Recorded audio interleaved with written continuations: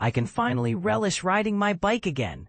This is the invigorating sentiment expressed by Tom Pidcock, who beams with enthusiasm as he sits in the warm June sunlight, filtering through the windows of Red Bull's Athlete Performance Center, located near Salzburg, Austria. He is reflecting on his recent transition to the Q36.5 team, a change that appears to have rejuvenated the 26-year-old cyclist's spirit and performance. Just moments before, Pidcock made it clear that he prefers not to dwell on his past experiences, and who could blame him? His last months with the Ineos Grenadiers were fraught with well-documented tensions and challenges. However, now that he has settled into a new environment, Pidcock exudes a sense of relaxation and renewed energy, fully prepared to tackle his upcoming major challenge, the Vuelta a España. After navigating the tumultuous autumn of the previous year, Pidcock wasted no time in making a strong impression in his initial races as a member of Q36.5. He clinched victory at the AlUla Tour in late January, secured a second-place finish at Strade Bianche, came in 6th at Tirreno Adriatico, and achieved 3rd place at La Flèche Wallonne. These early-season results are promising indicators of his potential. Pidcock has always been open about his feelings, and he candidly discusses his struggles to move past disappointments. When I experience success, it only fuels my motivation further. But when I face setbacks, I tend to sulk. It takes me a while to bounce back. I'm not the type of person who draws motivation from difficult situations. I later spoke with Pidcock's father, Giles, who believes that Tom's challenges were intensified by his time at Ineos. Aside from winning the Tour, there was nothing Tom could have done at Ineos that would have earned him any praise, Giles explains. What's different at Q36.5? Now, when he accomplishes something, it's celebrated by the team, and they make that clear to him. He's no longer just a number in a system. He's recognized as an individual, which has significantly boosted his confidence. Despite a busy spring filled with classic races, Pidcock asserts that the trust placed in him by Q36.5 allowed him to arrive at the Giro d'Italia ready to perform, even if he felt slightly underprepared. It was undoubtedly the toughest Grand Tour I'd ever participated in, he remarks. I was consistent, recovered well, and felt strong every day, so I was quite pleased with my performance. The most significant lesson he took away from the Giro was learning to adapt to the relentless demands of its challenging climbs. That experience has made me a stronger cyclist, he adds, and it will aid me in winning major races in the future. Pidcock's most notable victory to date remains his stunning win at Alpe d'Huez during the 2022 Tour de France. As a pro team, Q36.5 relies on receiving wildcard invitations to participate in the Tour, which they did not receive this year. Did Pidcock feel the absence of competing in the world's most prestigious race? Not particularly, according to his longtime coach, Kurt Bogarts. Watching how some riders performed in the Tour was particularly motivating for Tom, he shares. Seeing the impressive rides of athletes like Ben Healy and Oscar Onley was inspiring and gave him a lot to think about. However, moving to a second-tier team comes with its own set of challenges, including the lack of access to top-tier races. One of the most significant drawbacks is that Pidcock is no longer surrounded by elite supporting riders.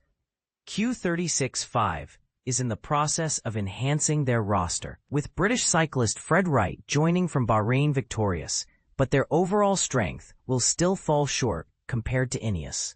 Additionally, it remains uncertain whether Pidcock's move represents a financial downgrade, as he was reportedly earning over £3 million annually at Ineos, a figure that may exceed Q36.5's budget, despite the financial backing of billionaire Ivan Glasenberg. On the positive side, Pidcock is now the focal point of his team, a change in status that may suit him well. Bogarts explains that Pidcock will approach the Vuelta with a mindset focused on seizing opportunities. Tom simply wants to have a solid race in Spain and capitalize on any chances that arise, he states. Being consistently among the top riders would be a significant step forward for us. Pidcock concurs, but he does not aim to be a breakaway specialist. His objective is to remain with the general classification contenders during the challenging stages and make strategic moves when others begin to falter. The way I see it, my best chance of success in a Grand Tour is to be strong enough to win from the front group, he asserts. Could he potentially challenge for the overall victory at the Vuelta? Since Pidcock burst onto the professional cycling scene, speculation about his Grand Tour potential has followed him, even as those close to him have tried to temper expectations. With impressive results across all three major cycling disciplines, including 2 Olympic mountain bike titles, the idea of him contending for a Grand Tour title is not far-fetched. But does Pidcock still harbor that ambition? If I ever make it onto the podium, or even win, it would be the pinnacle of my career, he states emphatically.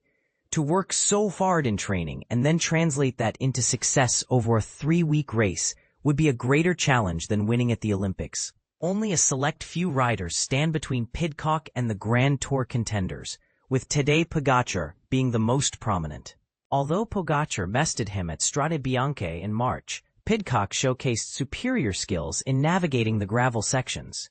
The question remains, how can the Yorkshireman transform his one-day brilliance into consistent performance over 3 weeks and establish himself as a genuine Grand Tour threat? Bogaerts explains that they are developing Pidcock's durability through increased strength training.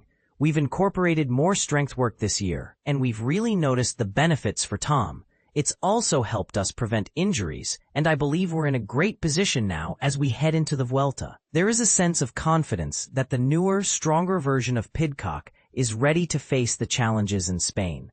However, how he will measure up against Pogačar remains to be seen.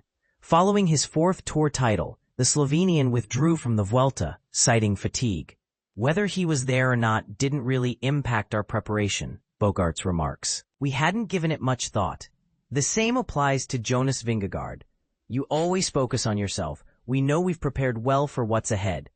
Pidcock's next encounter with Pogačar is likely to occur at the Road World Championships in Rwanda this September, provided he emerges from the Vuelta unscathed. Bogaerts is clear. The trip to East Africa won't be for sightseeing. It will be a serious bid for the rainbow jersey that Pogačar claimed in Zurich last year. A rider's career isn't infinite, he emphasizes. Every year you miss a World Championships is a missed opportunity. Ideally, if we stick to the plan and Tom recovers well after the Vuelta, he definitely has the capability to compete there.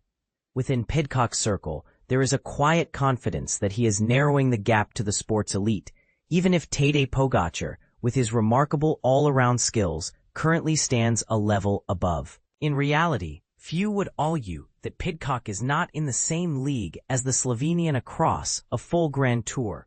However, in specific areas, such as technical descending and handling loose surfaces, he may already hold an advantage. More importantly, since stepping away from the rigid structures of his previous team, Pidcock seems to have rediscovered the joy that initially fueled his ascent in the sport. And with that joy, his family believes, comes the freedom to aim even higher. Whether he can surpass Pogačar remains to be seen, says his father Giles, but I am confident he will definitely be able to close the gap. That's for sure.